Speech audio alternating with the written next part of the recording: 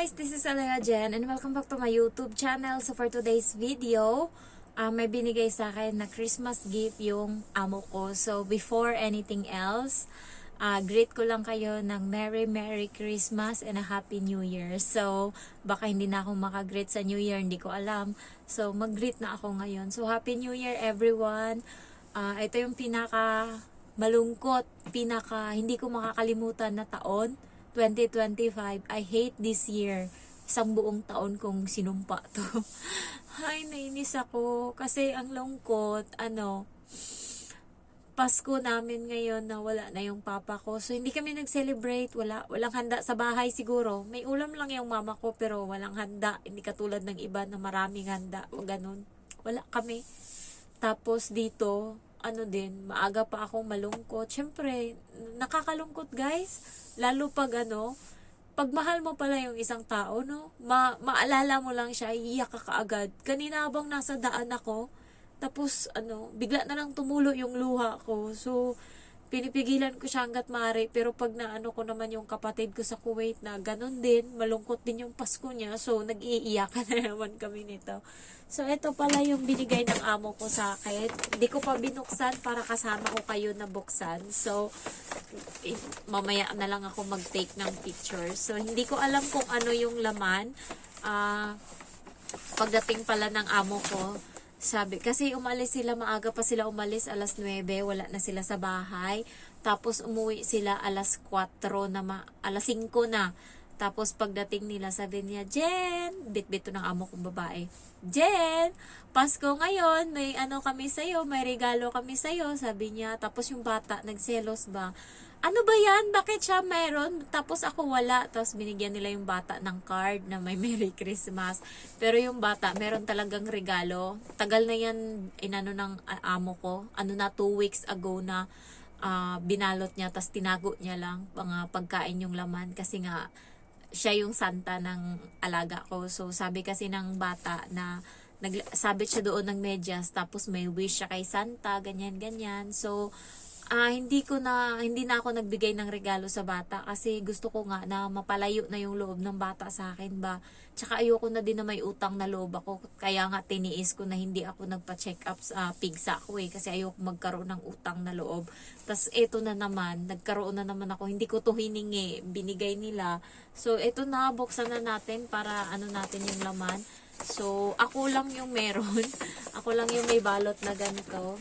Tapos sabi nila, secret daw yung laman. So, hindi ko siya binuksan kanina kahit gustong-gusto kong buksan. Kasi nga, gusto ko, kasama ko kayo kapag bubuksan ko to. Every time na meron akong mga ganito, meron akong mga pag-gift sila sa akin, may mga paampaw. Diba kasi sinasama ko kayo sa pagbubukas. So, ngayon, kasama ko ulit kayo. 2 taon ko na kayong kasama. Wow! 2 siya, guys! Isa. And then, 2. Wow! Siya? Ferrero. Wow! Tapos, ang clue kanina, kasi sabi ng amo ko, kasi nga nagsiselos yung bata, gusto niya nang buksan yung regalo ko. Sabi ko sa bata, sunod na taon ko pa yan buksan para hindi siya magselos ba, hindi siya magalit. So, sabi ko, sunod na taon ko pa yan buksan. Sabi niya, ay, kung susunod na taon mo pa yan buksan, 2 regalo mo, buksan mo sunod na taon. Sabi ko, oo, para kumalma siya kasi nga, sumasama yung loob niya. Bakit? Iniisip niya, wala siyang ganto, wala siyang gift, tapos ako meron, pero siya meron talaga. So, eto, Ferrero siya, guys. So, uuwi ako, 'di ba? Nag-iipon ako ng mga pang-box, pang-uwi. So, hindi ko kakainin to. Nung nakaraan, yung binigay nila is chocolate din yun. Nakalimutan ko na kung anong chocolate. Ayan, isang pack yun, isang malaking box. So, wow! Wow! Ayan, 2. Ay, sorry. Wow! Ayan, 2. Amo kong babae tsaka lalaki na mili nito. Tapos sabi ng amo kong lalaki, halika dito Emma, sabi niya nga sa alaga ko, bulong ko sa'yo kung ano yung ano namin, binigay namin kay Jen. So, sabi niya, beer daw, tsaka tsaka lychee ba? Basta, yung pagkain, cherry, ganun. So, ito pala yung sinasabi niya. And then, eto, mabigat siya. Sabi ko nga sa alaga ko, Emma, mabigat yung ano. Tapos tumawa yung amo kong lalaki. Kasi sabi ko, Emma, mabigat yung ano, yung regalo. Sabi kong ganun. Sabi ko, mabigat siya. Tapos tumawa yung amo kong lalaki. Tapos yung babae din. Kasi nga, syempre, sana wine. Binalot nila uli. So, 2 balot to. Sayang, hindi ko gusto ko sana i-balot ko na lang to uli kasi magbablog ako sa Facebook. So, gusto ko may ma-upload doon. Pero hindi ko kasi kayang pagsabayin. Kaya ito muna. Sa inyo ko muna ibubukas to. Sana wine.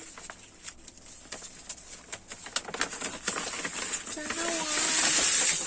Putang ina! Oh my gosh! Wine na! Oh no! Yes! Thank you, Lord! Kaya pala sabi ng amo ko, peach. Sabi niya, peach. Sabi niya, fruit juice content. Oh my gosh, thank you, Lord. Iuuwi ko to sa Pinas. Alam nyo guys, ito yung wish ko. Hindi ko man wish, pero gusto kong pag-ipunan kasi gusto kong mag-uwi ng ganito ba para may inumin kami ng mama ko. Ayan, so non-alcoholic siya. So, pwede to sa bata, pwede sa mama ko, pwede sa pamangkin ko. So, and gusto ng mama ko mag-collect ng mga ganto. So, sabi ko pag-ipunan ko kaso ang mahal, 'di ba? Ang mahal ng wine sa sa tapos hindi mo pa alam yung lasa. So, sabi ko pag-iipunan ko na lang baka siguro mga 100 Hong Kong dollars, so 700 pesos. Pero guys, meron na ako. Thank you, Lord. So, ay, hindi ko bubuksan to kasi iuuwi ko to. Thank you. Para meron man kaming ganto doon. Tapos babawasan ko lang siya pero hindi ko siya uubusin. Ayan. So, thank you. So happy for this. Kaya pala, ay, alam nyo guys, alam nyo yung ano ba, yung utang na loob na naman. Putang inang utang na loob to. Napaparami na ako. So, ayan, I'm so happy. Merry Christmas sa inyo. So, wala akong natanggap. Tatlong New Year na, tatlong Pasko na ako dito sa kanila. Pero hindi pa ako nakatanggap ng pera. Thankful ako sa mga natatanggap kong ganito. At least meron akong natatanggap. Last time is chocolate siya na isang pack. Tapos ito ngayon. Nung una, wala talaga akong natanggap. Nung unang New Year, wala. Alam niyo yung nag-ano sa akin? Yung nagbigay sa akin, yung bata. Laruan niya, binalot niya. So, tinulungan siya ng mama niya noon na magbalot. So, binigyan niya ata ako ng, basta laruan yung binigay niya sa akin. Tapos sabi niya sa New Year, sa gabi ko na daw ng Pasko buksan. So, excited ako. Akala ko ano yung laman. Laruan pala niya, binalot niya para sa akin.